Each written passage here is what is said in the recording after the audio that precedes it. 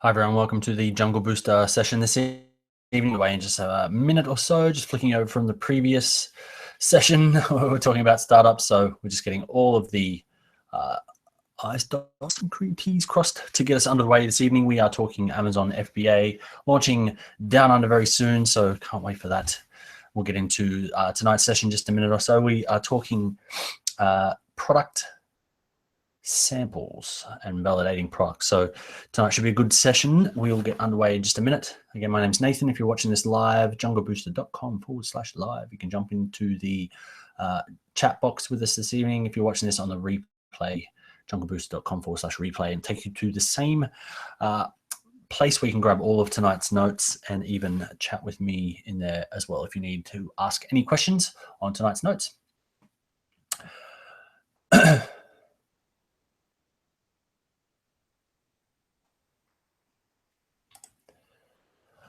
All right, we're getting underway this evening. We are talking product samples. So last time we were here, we talked about getting underway. Lesson 1 was last week. If you are watching this, this is your first time here, you can just hover on the bottom left of your screen. It'll have a YouTube link. You can click that and subscribe to us and get all of the previous ones, as well as all the upcoming notifications of the next ones. We meet every Tuesday night. We go through a 7-step process to get you and your products launched on Amazon. Even if you've started with nothing and no idea, we'll take you through the whole lot. So last week we talked about product selection. This week we're talking about actually getting samples of said products. So I'm going to cover over Alibaba and global sources, where you can find them and source your first product, contacting these suppliers, tips and tools to help you. And if you stick around, I'll show you a rapid validation example for a product as well, how to validate a product without actually even purchasing any. As I said, recap from last week's session was on product selection, even if you had no ideas, and the big do's and don'ts on actually selecting a product. Future sessions will also do creating and optimizing your listing, building a launch list, packaging and logos, managing shipments to FBA, no matter where you are, even if you're in Australia, and how to launch the actual sales as well. We've done this for the last couple of weeks since this was announced later on at the end of last year, but just as a public service announcement to you guys, Amazon did ban recently the incentivized reviews. The upshot, there's plenty of details. I'll actually give you a link over to what that actually means and the terms of service updates and things from Amazon. Effectively, it just means things are going to go a bit slower when you launch, which is fine. So we're back to the old way of building an email list and building a customer list and actually launching properly. So the Wild West, I think, is over. But that's, having said that, doesn't mean that the Amazon is over. So I think they're just getting started. I start off every week by saying, if you have a strong why, even on the tough days, you'll think everything becomes a job. But if you do what you love, you'll never work a day in your life. Quick backstory on me. So I started my Amazon business probably the end of 2015. 2015 was kind of all over the shop. I started 4 businesses. 2016, my New Year's resolution, my word of the year was focus. So I decided to focus on my Amazon brand, and I ended up launching 4 products in 2016, selling out in Christmas, which was awesome. And that just shows you the power of focus. So this year, Amazon is launching in Australia. So the focus, I think, on this Amazon FBA model, which I'll talk you through in just a moment, I think was going to yield even higher results this year for us as well. Having gone through it, I now know exactly the do's and don'ts on what to do when they launch here. If you are new to Amazon FBA, this is a quick introduction.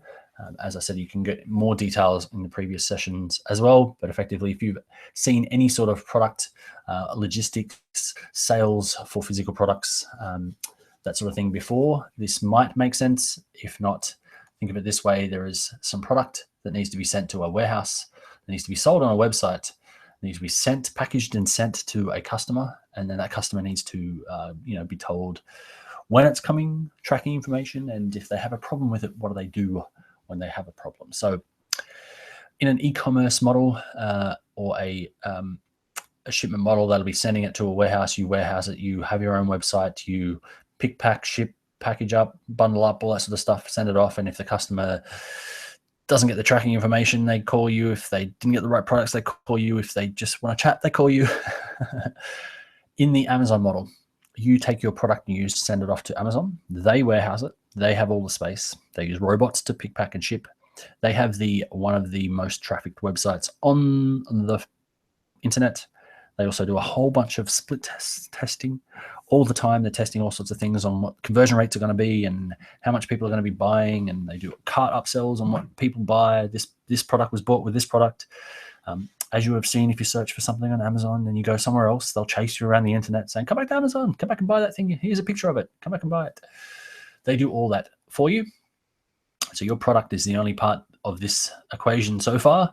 They also then, as I said, use their robots to pick, pack, and ship in a nice Amazon branded box. It looks lovely. It's nice, packed, tight, neat. They send it off to their customer. They give them tracking details. They give them follow-up information, all that sort of stuff. And if they have a problem with the box gets smashed, gets lost, gets stolen, they contact Amazon directly, who get back to them like immediately, and they say, don't worry, we'll send you another one free of charge straight away. You didn't like it, you didn't like the color, you didn't like the smell, you didn't like the box it was in, you can drop it back and we'll send you another one and give you a refund, whatever. They do all of that way better than we could do as well. So that's fulfillment by Amazon. They do all of this. All we need to do is send product in that sells. Awesome model. And why Amazon? So I mentioned this several times. We go where the fish are. Instead of reinventing the wheel and creating a market ourselves, Amazon has 300 million credit cards, actually more than that now, 300 million credit cards on file. That's 300 million Americans. So Amazon.com is what I'm talking about here. That's just one of the marketplaces. That's the American version of the marketplace. I have my credit card on file there. So I know a lot of Aussies do, and a lot of UK people do. A lot of people around the world are using Amazon.com to purchase their products, even when they're not even in the US. The other big go where the fish are is people are using Amazon now to search for products because of the Amazon trusted review system. As I said, they banned paid reviews before, so they're now going back to a purely organic review model, which is why Amazon is so popular. People go to Amazon now. It's becoming the first place on the internet people go to search for products instead of Google, which is why Google has the big shopping thing on the side now to try and get people who are coming here looking for products saying, "Oh, don't go to Amazon. Stay here. Look, we need our AdWords profit, so stay on Google." But if you want to search for a product, and as we use search as a buyers here, if you search for stainless steel, you're going to end up with products. If you search for stainless steel on Google, you're going to end up with a Wikipedia entry and that sort of stuff. So searches are buyers. As I mentioned, Amazon is coming down under, so I've linked up a few posts to go and read about that. Sydney Morning Herald did one. And also entrepreneur.com did a big article on Amazon businesses as their excellent cash flow businesses being bought up like crazy by hedge funds and things like that because they are an excellent business model to own in their portfolios. So you have an awesome opportunity coming to get into Amazon if you are an Aussie, and the potential exit strategy for your business as well. Oh, I do that every week, don't I? Apologies. All right, so how do we launch on Amazon? So if you were in our previous meetup, we are talking about the 7-day startup. So I've modeled the 7-day startup to launch my Amazon brand as well. So normally we are able to launch and validate an MVP product in 7 days, idea to product to customer. I don't think that's necessarily possible with launching a product on Amazon, but we can follow a similar framework. So day one or week one, we could even get the whole thing done in 7 weeks, but it's definitely going to take a little bit longer than that, especially your first time around. But following the framework, product selection, finding a supplier and getting some samples, create your seller account and your logos, create a listing on that seller account, do your keyword research and review list, get setting your sales and margins and doing a promotion blast to that review list to get your first sales. So that's the simple framework that we're following. At the moment, we're talking about samples and suppliers. It's day 2, and we go through each of these in following sessions as well. So as I said, a quick recap of last week's session, which was product research.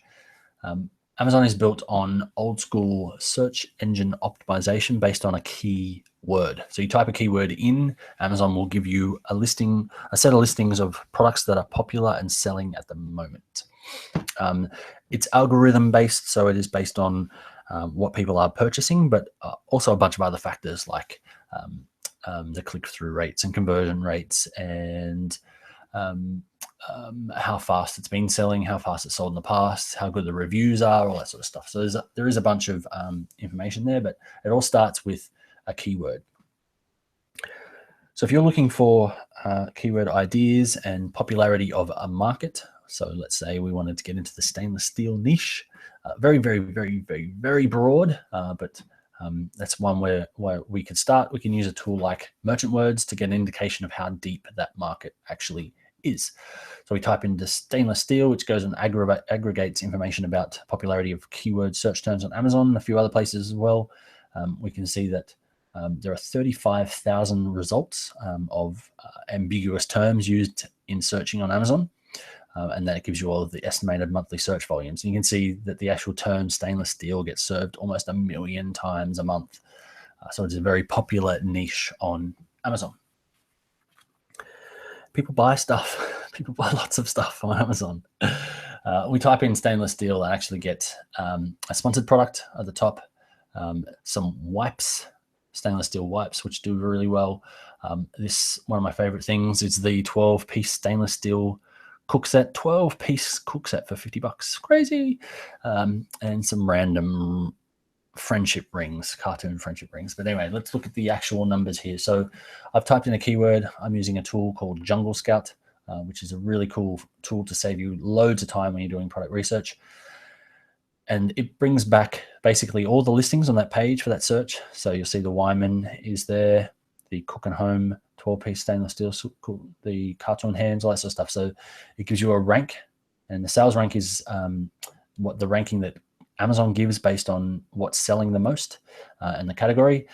So it's taking a guesstimate at how many sales these are getting based on their niche, timesing it out, and saying for the stainless steel wipes, $8, it's selling about 2,500 of these, crazy, a month, $20,000. The Cook and Home, it's a $50 cook set. It's really, really well ranked in stainless steel. It's selling 3,500 of these a month. That's almost 200 grand in US dollars. So you can see the top 15 results there for the word stainless steel on the first page is 1 million Australian bucks a month. So plenty of opportunity there. We did touch on what the products and what a listing is. We go through a bit more detail in future issues as well. And we also touched on the idea do's and idea don'ts. So idea do's is definitely look at what you've bought recently. Take note around your house, things that you may not have purchased yourself, but have sort of turned up. Oh, where did this come from? What your hobbies are and things that you would spend money on without thinking twice. That very, very easy things to touch on for ideas. And some definite big don'ts when it comes to ideas. So if you have looked around at this Amazon FBA model, if you've listened to podcasts, if you've read anything, an article, looked at any of the training courses, they'll all talk about very similar things. And you can trust that hundreds, if not thousands of people have seen the exact same information. So if a podcast constantly talks about all the things you could do to sell a garlic press, the worst possible thing in the world you could do is turn around and say, oh, I know exactly how to sell a garlic press, because I guarantee you thousands of other people have had that great idea, which isn't a great idea because other people are doing it. What you want to go after is non-competitive products. So anything that gets mentioned on any of these things, do not sell it. Some other useful tips when it comes to don'ts. If you're doing research and you find that a product is being sold by Amazon, now a tool like Jungle Scout will tell you that on the spot if it's being sold by Amazon. I wouldn't get into that just yet. It's probably a little bit too popular, a little bit too mature. If Amazon's jumped onto it, then they've got plenty of data on that, and they've decided that it's good enough for them. Doesn't mean it's not good enough for you. It just means that it might be highly competitive already. Electronics, again, so many things that can go wrong with electronics, and food is something you need to get ungated and jump through a lot of hoops. And the potential downsides of poisoning somebody with your product, even by accident, are definitely very dangerous. So I wouldn't get into those things just yet when you're first starting out. As I mentioned, Jungle Scout, fantastic way of finding out. With this, you can even find out on the spot what the fees would be for a product as well. Amazon does charge high fees, upwards of 30% for some products in certain niches and things like that as well. They are doing a lot of work, and they do earn that. So we'll give you an example of how that would work from a numbers perspective as well. And the last two things on product research. So finding out if something is seasonal. So if you're going to sell something for beachgoers and it's the middle of winter and you're wondering why you're not selling, there is a way of finding that out beforehand. I do mention every week, and I might actually fix this now that we're here. This is no longer, they recently changed, this is not google.com anymore. It's trends.google.com. It's google.com/trends. That's been bugging me, so I do apologize. There we go, all fixed. So if you go to google.com/trends and you can type in your keywords and see how they're performing, even from a Google search, this is giving you a reasonably accurate depiction of the seasonality of a product. So I've typed in stainless steel cookware there, and you can see that each of these 2-year blocks, this is 2007, 2009, 2011, etc.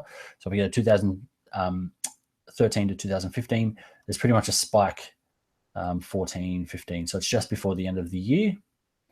There's a spike. So that's Q4, the end of the year, so the sales. But it's reasonably high all year round. There's just this massive spike at the end of the year. And the last but not least is pricing. So you can use another tool called camel.com. It's an interesting name, but it is a free tool which gives you a pricing history analysis on every single product on Amazon. So you grab the listing ID, the URL, chuck it into this free tool, and it'll give you sales history. So it basically tells you when the product started selling, right back to the start. So 2012, September, this Cook and Home stainless steel, incredibly smart person started selling this product, listed at around $40, and has consistently sat around the marginal price. There's $52, so it's pretty much sat around that $50 mark for the duration over the years, and has spiked. And I would think that spiking because of low product or low competition, or there's many reasons why they would have spiked. But the reason this is interesting is if you start doing research and find that you do your margins on a product that's selling for $82. If you came in this day or this month, somewhere in here, and put in the price, $82, I can buy this for $50, I can make a fortune. And then you come in and do your research and see that they're sitting at $50 all the time, then you're competing at this price, not at this price. So a very good way of jumping in as well. All right, lesson 2. Let's get into tonight's notes for suppliers and samples. So how do you find a low-cost product that still have the quality? All right, the two most common places to start, and a lot of you may not have heard of the second one. You may have heard of the first one. So Alibaba is an extremely popular place to source products. As you can see, I've grabbed the stainless steel cookware set, 12-piece. You can see that something that looks very similar to what we were just looking at that was selling for $50. You could purchase for around $2 to $4 to $5, depending on how many sets you buy. For the minimum order quantity there, from Alibaba.com. A good alternative and an up-and-comer in the sourcing that has a lot less of the middlemen involved in Alibaba is globalsources.com. That's another trusted site to go and find good manufacturers from all over. So they Alibaba has a lot of China, but it does do other countries. Global Source is a little bit more focused on getting other ones, not just China. So it's a good one.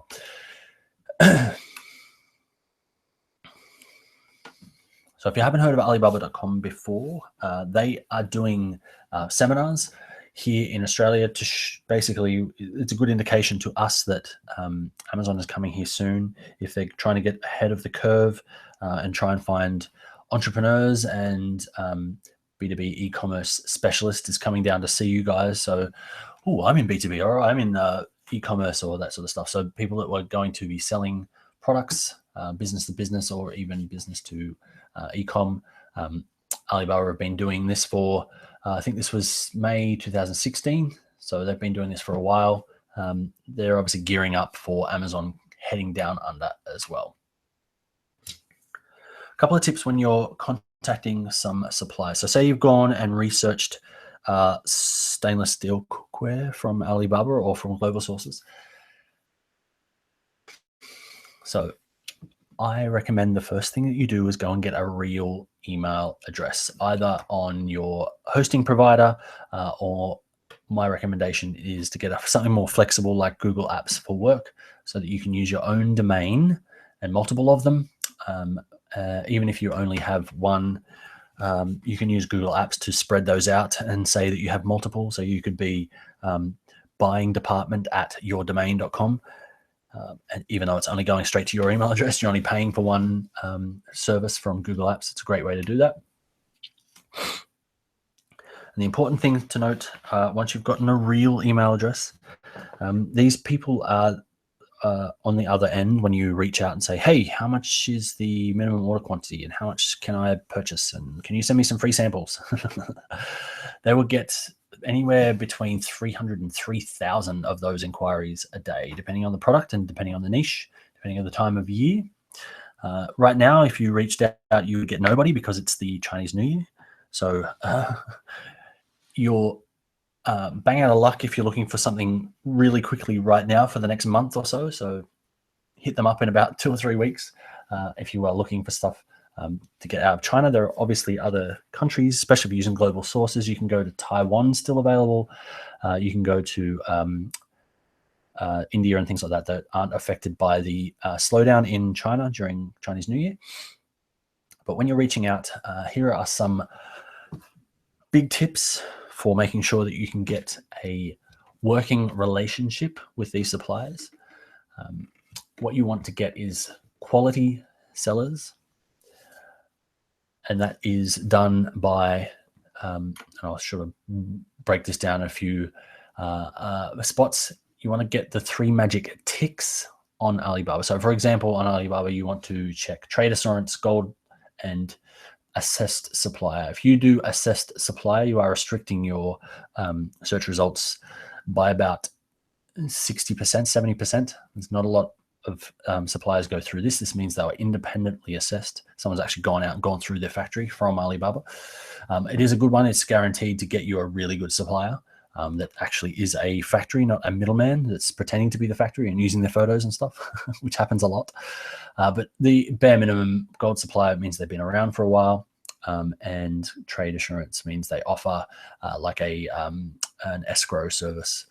So then you can be pretty much guaranteed people aren't going to run away with your money. Remember that the people on the other end are actually real people. So you want to build a real relationship. And something important to do is not say, hi, I'm thinking about selling some of your products on Amazon. I haven't started my business yet. What's the cheapest price you can give me this for? I guarantee you'll go straight into the round basket underneath their desk. If you came at them with, hi, I'm the buyer for X company, and I'm searching for the best supplier as our recent supplier has changed the quality or reduced the quality, or we are having issues with quality on one of our previous suppliers. That automatically opens you up to, this person wants quality. So they're looking for quality. This person's the buyer, not the boss. A buyer inside a company means maybe they're a reasonably sized company, a reasonably mature company. It sounds like a real company. And they sound like they've done it already. So we can skip over the whole tire kickers, and these might actually be useful. So you're going to stand out from 90% of the people in their inbox. The other little thing that I'm the buyer, not the owner, it gives you a little bit of a bargaining chips as well. So it gives you a negotiation point. Oh, thanks very much for that price. It sounds great. Let me just go and check with the boss and make sure it matches. And then when you come back and say, he really couldn't do it. He needs it to be a little bit lower. He needs it to be a little bit more, or it needs to be faster here or something like that. You've got a little bit of a bargaining chip there as well. In chat, as an example here, I've given you an example of Alibaba.com and the app. So I have these on my phone as well, so it makes it easy to chat. But I recommend, this is a folder I have for suppliers. I recommend jumping off Alibaba and actually getting onto something like Skype, Hangouts, or GChat to get out of the Alibaba app. I don't really trust the Alibaba app. I've lost lots and lots of communications with them. It just goes missing. The database corrupts or something inside the app. Or they just basically say, oh yeah, we'll keep these for 7 days. Then you don't need them. You've just spent, the last 7 days trying to convince someone to get their prices down with examples and photos and all that sort of stuff. And all of a sudden that whole conversation is gone. You have no record. And they say, oh, I don't remember that conversation.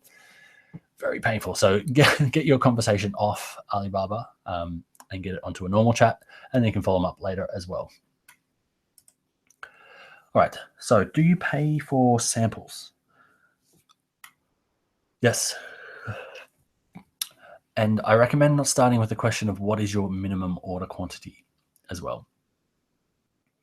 So asking for free samples is a surefire way of getting yourself into the spam box, and asking what's your minimum order quantity, ? Send, is also another way of getting yourself pretty much in that spam box. You can ask this once you've started the relationship. What is your minimum order quantity after samples? What is your minimum order quantity post samples? Do you take minimum order quantity? Do you take the sample amount off your minimum order quantity for this first purchase, etc., etc.? So there are ways around that one.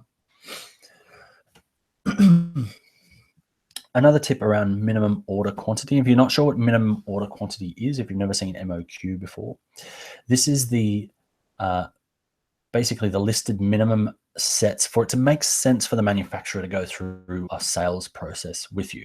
So if you are buying a stainless steel cookware set from a factory in China that has several 100,000 of them on a factory floor, it's not going to make sense for them to send you one set for $10. So they'll send you 200 sets for 100, or 100 sets, for 200 sets for $100. That would be the minimum order quantity there. So you'll see that they range from $10 to $100. $100 is actually the minimum order quantity. So the end price is their minimum that they'll go to. So you might come in here and say, oh, 200 sets for $10, great. Or $10 a set, I need to order some. They always have a minimum order quantity, but that minimum order quantity is negotiable. But what they're trying to stop is tire kickers. They're trying to make it clear that they are a factory, and they make their money out of scale. They make their money out of large amounts being bought and sold. They're making their money off scale. So it needs to make sense for them. But if you are building a long-term relationship and you're coming across as a buyer, as a real legitimate company, you can get that minimum order quantity negotiable. So is there a faster way than going through all of this? Yes, there is. It's more expensive to go this way, a little less reliable, but it is a fast way of validating a product. So you can go to aliexpress.com. There are a few others like this as well. And you can shop for popular products, and you can get low order quantities, minimum order quantities, basically out of the box. These are a lot of the suppliers put their wares up here. This is like the shop front for them, e-commerce front for Alibaba, where people would sell basically the 10 sets of $10 sets of pots or $100 sets of pots, and you can buy one off of them and things like that. Maybe they might be $150 or something like that. So you can actually test them out, grab a few orders, and test out a product. And you're going direct to the supplier there, but on a different platform. It's really good for wholesale suppliers as well. So as I said, we are in day 2. This is validation. So you can grab your minimum viable product, your samples from your customer. You need to pay to play. Quality is the key here. So you want to make sure that you're testing every single thing once you get the samples. So you've reached out to the supplier, you've created a relationship, you've talked to them like a real human. You've said you are happy to pay for samples. You need them here fast. The other thing with that is express air door to door. There are about 7 different methods of shipment that factories will talk about. There are all sorts of acronyms.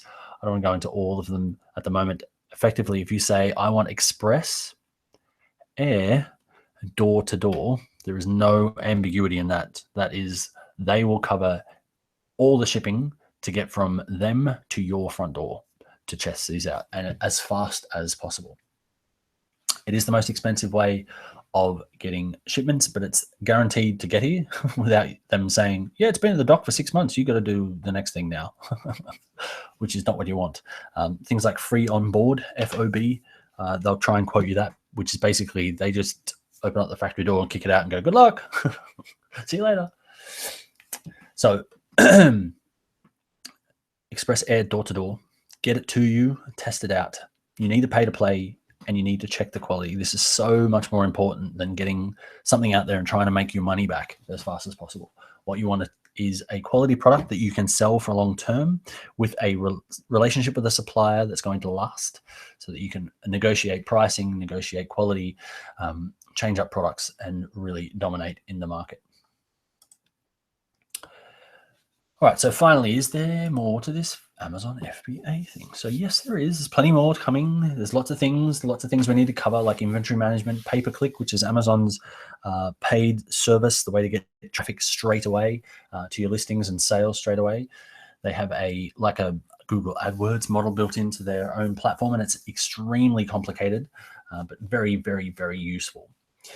There's things like hijackers, people taking your listing and getting in front of your customers on you. So we need to deal with that as well. Pricing management, keyword, there's a whole bunch other, and we'll get into that in later models as well. We also touch on, do we need an American company? So I don't have one yet, but I'm getting one. You don't necessarily need one. You certainly don't need the EIN to get started. Amazon just wants to know that you're not a US citizen. They don't need to hold tax for you. So you just fill out a form on their site when they ask you to and say, nope, not a US citizen. Trust me, if you are one, do it and make sure you say you are. If you aren't, then it's really simple. One form you need to fill out. It's quite simple to say that you are not, and they won't bug you anymore with that. We won't go into too much detail about this. I just want to touch on it. It comes up all the time. How do I do tax and how do I collect tax? I recommend speaking to an accountant. The taxation system in America is crazy, and Amazon won't help you with it. But it's, I got told this by a taxation advisor. I'm not a taxation advisor. Those aren't my words. If it's overseas, it's fine. And if it's supposed to be left up to the company to collect that. If you've registered in the US, then you need to collect it and pay it to the States. But it's all based on volume anyway. So when you're getting started, it's not that important. All right. Now, we'll leave the update on where I am at for the next session. So I'm interested in hearing where you guys are at. And we are running low on time this evening. So I hope that was useful to you guys. I'll jump back to myself rather than showing you everything else that's going on my screen over there. So we do go into a whole lot of detail on each of these sessions every week. So that was breaking down everything you need to get to samples. So finding where you get your sample, how to get the sample to you, how to build a relationship with your supplier. Those are super, super key. In some future sessions, we'll talk about your listing, creating the account on Amazon, starting to do outreach and building an email list so that you can rapidly validate your product through as well. Now, I did want to quickly touch on how you can validate a product really quick, even if you haven't actually started a product. So let me just jump quickly back in and show you exactly how to validate a product, even if you don't have one yet. So this is the validation example that I talked about at the start. So if you don't have a product yet and you wanted to test the product before you actually go and purchase samples even, and you wanted just to make sure that the numbers that you're seeing, you've grabbed Jungle Scout, you've seen that this product is selling like hotcakes, and you wanted to see that you could potentially gather some information, some intel, some customers that are already selling this product before you go out and purchase 1,000 units or something like that, blow all your dough. So this is a system that I'm using at the moment to validate basically everything. I'm using it for physical products. I'm using it for information products. I'm using it for ideas. I'm using it for my customers as well, as I build out their sales funnel. So this is a really, really super simple e-commerce system that is using the power of a sales funnel, super simple sales funnel, to validate a product. So I'll work you through each of the steps. So if you imagine we don't have a product just yet, all we've got is information that a product is selling really well. So let's go to YouTube and find ourselves a nice video on someone unboxing said popular product. Whack it up on a simple landing page. I'm using ClickFunnels, which is a super simple tool to get your landing pages up and running. You can grab this template from me and launch this beautiful looking landing page in 5 minutes to a super simple email opt-in that says, I know where to get this product for 10% off. And your product can be coming from Amazon Prime in 2 days for free shipping. Now I can find that by using Jungle Scout, and also there's a tool called I think it's called RevStart, which will find you all of the deals currently on Amazon. And people who are obviously looking for this product are the perfect ones. We've got an unboxing video which gives people that emotional connection to, oh geez, I wish I had that box, I could open it myself. This is awesome. I can get it cheaper. This is already a hot product. You're not having to ram something down people's throats. This is something that's already selling really, really well. I'll give you a coupon for it. I'll show you exactly how to buy it on Amazon Prime and get it shipped to you. Oh yeah, totally. I totally want this. Here's my email address. Take it. Take my money. And then a super, super simple landing page. After they've opted in, you've got their email address. You've sent them the discount code inside the email. If it's your product, you can send them a discount code. If it's their product, if it's someone else's product, if it's someone else is selling it, you just wanted to collect potentially Amazon associate or affiliate income, you can just send them off and say, here is the 10% off link. It'll take you straight to the seller who's selling it for 10% off, which is what I was doing with this one. So really, really simple. This is an Amazon affiliate link for a product. So I'm sending people to a landing page. I'm collecting their email address that they want this product, and I'm then sending them off to purchase that product. Now this product was $150, so I can get 5 to 7% of whatever they check out with. So that's a nice little piece of change that I could get for someone actually buying it through my link. But the power of this is that I have their email address. And if I'm bringing a similar product to market, or I just wanted to sell this, then I have a whole list of emails of people who are already buying this. Even if it's my competitor, I have my competitor's email list, which is awesome, right? And I can send them to this really simple page. I can change this product. I can clone these and make hundreds of them and test hundreds of products at the same time, all while collecting emails for bringing my own products to market. So when I launch my own products, I can track these people. I can use my email list to send people back out. I can also track people who have come through here and remarket to them on Facebook and Google and Pinterest. And I can also follow people up via email. and send them different products and additional products and bonus products. And the power here with this P word, which is a Facebook pixel, I can take the emails that I've collected and put them into Facebook and say, can I have 1 million people that look like this email list? And then you can have a whole bunch of new people and send them back through the same funnel, where you can potentially collect their email addresses, the real ones, remarket to them, and sell them this. You can take them back through this funnel once you've created your own product